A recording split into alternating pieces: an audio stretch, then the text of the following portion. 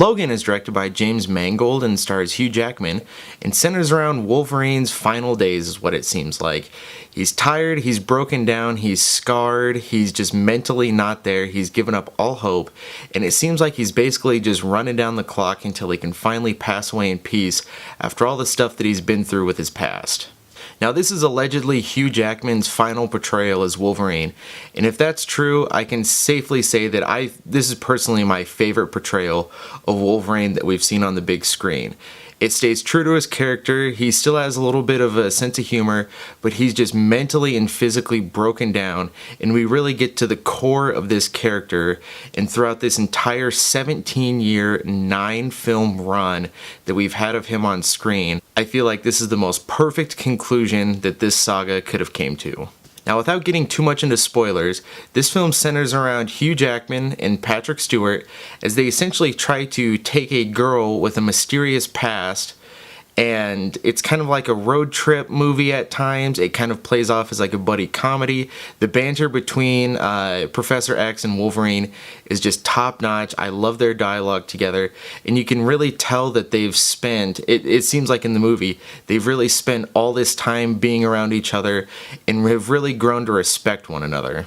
Now, we know that Patrick Stewart is a world-class actor.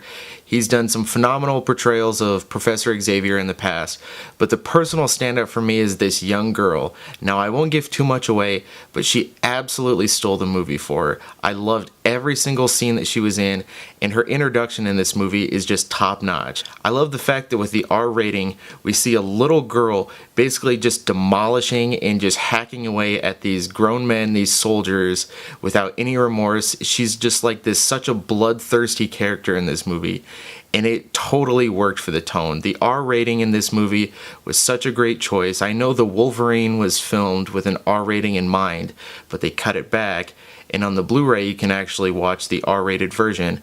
But with the R rating in mind for this movie, it was just such a great decision. I was a little worried that they were going to go over the top with the violence and the cursing, but they kept it at such a gracious amount, and it was just absolutely perfect. They didn't try to push their R rating, and it felt like they really took advantage of it when it suited the story. They didn't have violence and cursing just for the sake of having an R rating, but it really felt like it was true to the story when these outbursts of violence happened.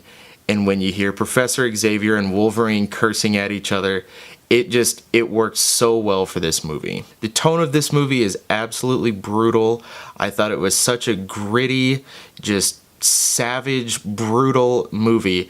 It felt to me like an independent Western movie. It felt like they had a smaller budget and they could really delve deeper into the character of Logan, and I thought it worked absolutely perfect for what might be the send-off of the character. I will say the second act in this movie kind of turns into a road trip kind of buddy movie, and it really slows the pacing of the movie down.